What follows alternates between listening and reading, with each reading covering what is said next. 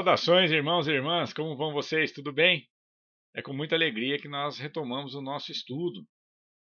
Depois de um capítulo muito interessante do livro Os Mensageiros, onde renderam muitos comentários, foi fantástico o nosso encontro passado, nosso encontro anterior, que falava da história de Paulo, aquele irmão que foi quem provocou muito sofrimento a Alfredo e a sua esposa Ismália, e que estava ali naquele posto, em tratamento também, sendo acolhido por Alfredo, que estava trabalhando dentro dele as questões do perdão e da maneira de tratar aquele irmão. Nossa, foi muito bacana, o pessoal fez muitos comentários, foi fantástico. É um motivo de muita alegria para a gente essa participação de vocês. Então a gente avança mais um pouco no capítulo 28, vida social. E os nossos irmãos estavam naquele posto de firmamento e começaram, André começa a reparar como a noite era bonita de lá. E ele está impressionado com a luminosidade bonita, né, viva. O céu parecia para ele uma colcha de azul muito limpo e pontilhado de astros. E as nuvens da tarde haviam desaparecido, então aquele céu limpo, bonito. Estava contemplando a beleza da noite e o Alfredo chegou lá e falou assim: olha, felizmente os fenômenos magnéticos foram deslocados do nosso círculo. Os aparelhos, porém, continuam registrando um enorme conflito de forças inferiores. André ia comentar com ele da beleza do céu, diante daquela observação de Alfredo, quando a campainha tocou suavemente. Chamavam à entrada Alfredo e Ismália, né? Chamavam alguém tinha chego na entrada e Alfredo e Ismália estavam contentes, estavam sorrindo. Muito gentil, o chefe do posto informou aos nossos amigos: temos a visita de amigos no Campo da Paz. E convidando eles à recepção, acrescentou ele muito feliz: temos aqui também a nossa vida social. Como não? É preciso saber viver. E encantado com essa nota que o Alfredo disse, muito alegre, o André Luiz acompanhou os donos da casa, verificando uma surpresa parecia muito boa. Quando eles olharam um belo de um carro, né, puxado por 2 cavalos brancos muito bonitos. Tratava-se de um veículo confortável e bastante interessante, quase idêntico aos velhos carros de serviço público do tempo de Luís XV, que André se lembrava muito bem de suas lembranças em publicações antigas. Nele chegara a pequena família da colônia próxima, que, pelas informações que Aniceto havia passado, demorava umas 3 léguas do posto aproximadamente. O Alfredo apresentou a Vicente e André Luiz, né, de uma forma muito cavalheira, com exceção do nosso orientador, que já era conhecido dos visitantes. O Aniceto já era conhecido deles. Constituíram-se os visitantes do casal Bacelar e 2 filhas jovens. O chefe do grupo mostrava uma idade avançada, revelando, porém, excelentes disposições. E a senhora dava impressão de madureza, aparentando, contudo, uma maravilhosa vivacidade, assim como as 2 moças. A alegria era enorme, não se observava qualquer nota de convencionalismo menos digno, como aqui na Terra. Os gestos de cada um, a simplicidade, né, a despreocupação, as frases afetuosas, elas demonstravam muita sinceridade, né, uma sinceridade pura. Permanecíamos num quadro social inacessível ao fingimento. A gente lembra que no plano espiritual, né, a gente já viu isso, que não tinha esse negócio de fingimento, não tem, né? O pessoal consegue perceber quando se está fingindo. Então, sempre as manifestações de sentimento, elas são muito verdadeiras, muito ricas nesse sentido. Então, eles entraram ao interior, né, daquela grande fortaleza, entre grandes manifestações de alegria familiar. E ele observou, André Luiz observou, que os recém-chegados eram amigos de muito tempo, que vinham ao encontro de Ismália. A nobre senhora pareceu muito feliz com a presença dos amigos e expediu recados afetuosos para algumas famílias do posto. E depois de alguns minutos, o castelo recebia inúmeras pessoas que concorriam ao brilhantismo da seleta reunião. Então, muitas pessoas se aproximaram, foram até lá. Sentindo um pouco insignificante ao lado dos novos amigos, o André procurou se limitar a ouvir e a observar. Logo, os primeiros instantes da conversação, particularizada, mais particular, ele ouviu Aniceto perguntar ao senhor Bacelar: como corre o serviço? O velho bondoso respondeu num sorriso largo: bem, sempre bem. Apenas não podemos ficar demasiada atenção nos companheiros encarnados. Não podemos fixar. E ajuntou com graça: é indispensável aprender a servir e passar. Essa é uma expressão muito interessante que a gente já conversou aqui no grupo. Por quê? Você não fica esperando resultado. Você ajuda e passa. Se vai atingir o objetivo, se os encarnados aqui vão aproveitar, se você está ajudando, você ajuda e não fica esperando resultado. Nem esperando gratidão, nenhum tipo de sentimento desse sentido. O nosso instrutor sorriu, daí observando, ele acabou dizendo o seguinte: eu compreendo. Aliás, o progresso humano não é uma questão de dias. Não tenhamos ilusões. E parecendo que Vicente e André poderiam aproveitar aquela conversa boa, Aniceto indicou o novo hóspede de Alfredo, explicando solícito. Os dois, né? Nosso amigo Bacelar é um chefe de turmas de assistência aos nossos irmãos do círculo carnal. Tem longa experiência dos homens e, conhecendo-os como ninguém, há muito que aproveitar nas suas observações.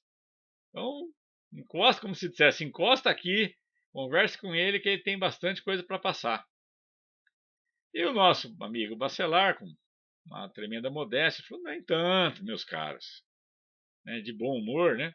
Nem tanto, eu sou simples companheiro de vocês, cumprindo deveres por acréscimo da misericórdia divina. Não posso fazer muito em razão de minhas deficiências naturais. E aí Vicente acabou falando, né? Não, nós estamos certos do grande aproveito da sua palavra. E Vicente estava até então quietinho, né? E aí falou isso aí. E o André Luiz, por sua vez, falou: olha, tudo que o senhor nos disser sobre o problema de assistência constituirá para nós um ensinamento precioso. O nosso amigo olhou com inteligência aos dois e perguntou: vocês foram médicos no mundo? Sim, responderam os dois a um tempo só. O senhor Bacelar pensou alguns momentos e acentuou: sempre gostei de conversar com os amigos, recorrendo aos círculos sugeridos pela profissão que vocês exercem. Mas no tocante às minhas atividades, não teria muito o que dizer a médicos militantes. E André fala assim: pelo contrário, seus esclarecimentos vão enriquecer nossas experiências. O senhor Bacelar sorriu e falou assim: não creia. Recorde os seus doentes comuns. Muito raramente eles lembram a medicina preventiva. Mas eles não... A prevenção ninguém que se cuida, né? De modo quase invariável, esperam a positivação das moléstias, quer dizer, espera ficar bem doente para buscarem o recurso preciso. Daí eles necessitam de anestésico para o socorro, mas fogem do bisturi. Fogem ao regime tão logo surge a primeira melhora. Conduzem o método de tratamento apenas se de registre o primeiro sinal de cura. Quer dizer, assim que começa a melhorar, já para de fazer o tratamento. Eles detestam a dor e restabelecem o equilíbrio. Descontentam-se com a indicação de purgativos. Preferem a medicação de sabor agradável. E, sobretudo, quase sempre querem saber muito mais que os médicos. Esta síntese aplicável a corpos doentes representa em nosso campo de serviço o resumo do programa de assistência aos espíritos enfermos encarnados na Terra, e com agravantes de vulto, porque em nosso setor não podemos manipular a alma, à maneira do cirurgião que opera as amígdalas. Somos forçados à preparação do campo mental conveniente, a proceder à semeadura de novos pensamentos, né? Esperar que eles velar pela germinação, ajudar os rebentos, que são as sementes minúsculas, e aguardar a obra do tempo. Então é legal essa fala, né, do seu Bacelar, porque ele está fazendo uma analogia da mente humana como se fosse um campo de plantio, em que as sementes são os pensamentos bons de renovação e de força, que vão germinando à medida em que vamos ganhando experiência espiritual, né? À medida em que vamos amadurecendo espiritualmente. E ele aí continua. A nossa luta não é simples, porque se o clínico do mundo encontra sempre familiares amorosos, dispostos a cooperar com ele em benefício do doente, o que encontramos por nossa vez são enormes legiões de elementos adversos à nossa atividade restauradora e curativa. Ou seja, né, quando um familiar acompanha um irmão doente, então quando ele escuta as observações do médico, ele procura geralmente falar em auxílio. Não, nós vamos ajudar, ele vai tomar o remédio, né, ele vai passar a pomada, ele vai fazer o tratamento, ele ajuda. Mas ali não, porque em geral as legiões de espíritos que estão ali normalmente estão contrário a essa atividade restauradora e curativa, porque eles não ajudam, né? Acabam trabalhando contra. Aí ele continua. Em geral, o médico do mundo presta socorro a quem deseja recebê-lo, pelo menos nas ocasiões de graves perigos. Nós, porém, meus amigos, muitas vezes temos de prestar assistência aos que não a desejam, por viverem sob véus de profunda ignorância. A pessoa que está naquela ilusão, né, e não aceita esse trabalho de renovação, essa intuição boa dos bons espíritos, indicando um bom caminho. Eles não aceitam. E André faz um comentário e fala assim: tem razão. Entretanto, vale por conforto a certeza de que há muitos cooperadores encarnados no mundo prontos a colaborar na tarefa. O senhor Bacelar teve uma expressão fisionômica muito significativa, tipo assim, né? E disse o seguinte: nem sempre. A colaboração é outro problema. A maioria dos irmãos que se propõem ao serviço partem daqui prometendo, mas gostam de viver descansados no planeta. Eles não querem trabalho, não querem dor de cabeça. Poucos fogem a esse padrão. Raramente encontramos companheiros encarnados com bastante disposição para amar o trabalho pelo trabalho, sem ideia de recompensa. A maioria está procurando recompensa imediata. Nessas condições, não percebem que as mentes lhes ficam como o aposento escuro, atulhado de elementos inúteis. A força de viciarem raciocínio confundem igualmente a visão. enxergam tormentas onde há paisagens celestes, montanhas de pedra, onde o caminho é gloriosa elevação. De pequenos enganos, de pequenos a pequenos enganos, formam o continente de grandes fantasias. A pessoa se ilude com as questões materiais e vão cada vez mais se afastando das verdadeiras, das que importam, que são as espirituais. Daí por diante, a recapitulação das experiências terrenas inclina-os mais fortemente para a exigência animal, quer dizer, do corpo, essa condição física. E chegados a esse ponto, raros voltam ao dever sagrado para considerar a grandeza das divinas bênçãos. O nosso irmão Bacelar fez uma pausa e aí continuou falando assim: e o desculpismo? Nesse terreno de assistência espiritual, verão um dia quantos pretextos são inventados pelas criaturas terrestres por fugir ao testemunho da verdade divina, nas tarefas que lhes são próprias. Os mordomos da responsabilidade alegam excesso de deveres. Os servidores da obediência afirmam a ausência de ensejo, a ausência de oportunidade. Os que guardam possibilidades financeiras montam guarda ao patrimônio amoedado. Então preciso usar o dinheiro, preciso aproveitar, preciso aplicar bem esse dinheiro, esse recurso. Foi por isso que não deu para fazer. Os que guardam possibilidades financeiras, então, pensam nesse lado. Os que receberam a bênção da pobreza, olha o jeito que ele fala, hein? Os que receberam a bênção da pobreza de recursos monetários aconselham-se na revolta. Os moços declaram-se muito jovens para cultivar as realidades sublimes.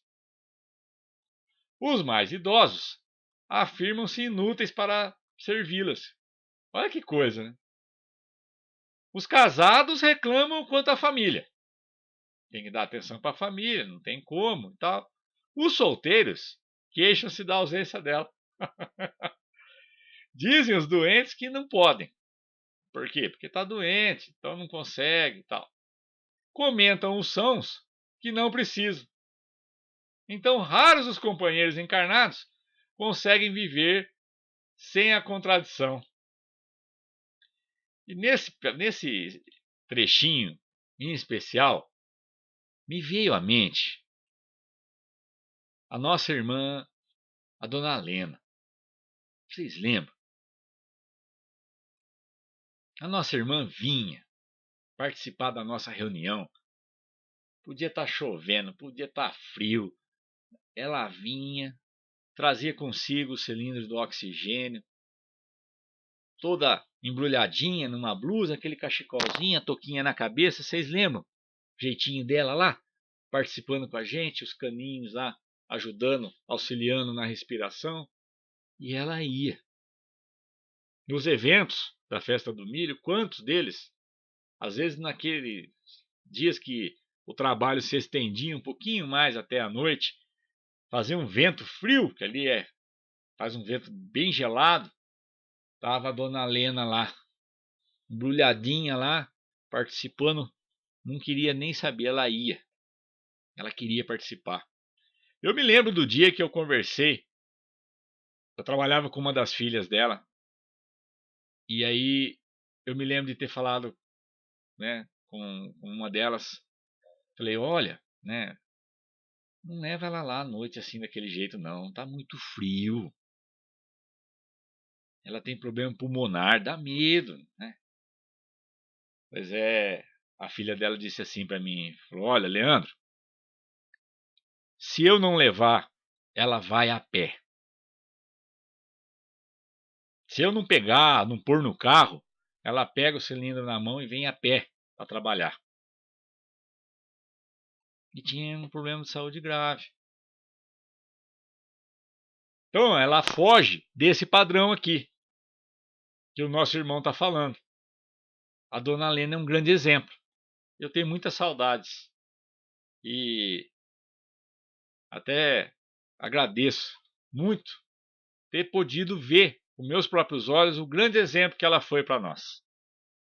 Porque quantos de nós não dá esse milhão de desculpa? A gente sempre tem uma desculpa para não fazer. E ela não tinha isso. Então, ela fugia a esse padrão do desculpismo, que nem fala aqui o nosso irmão. Né? Bom, o senhor Bacelar parecia disposto a prosseguir, mas as duas jovens foram buscá-lo, a ele e a Aniceto, em nome de Alfredo, a fim de providenciar solução de problema íntimo que lhes dizia respeito. E o nosso capítulo vai ficando por aqui. Nós agradecemos imensamente a sua participação, meus irmãos. Vamos de novo para o nosso grupo, discutir um pouquinho, colocar nossos comentários, porque tem sido maravilhoso a participação de todos vocês. Aqueles que não puderem estar conosco no nosso encontro pelo WhatsApp, muito obrigado por ter assistido esse vídeo e até o próximo, se Deus quiser. E aqueles que tiverem condições, vai ser uma alegria imensa participar com vocês desse bate-papo gostoso que só tem trazido muita coisa boa para todos nós. Pessoal, muito obrigado. Deus abençoe vocês. Até o próximo encontro, se Deus quiser. Tchau, tchau.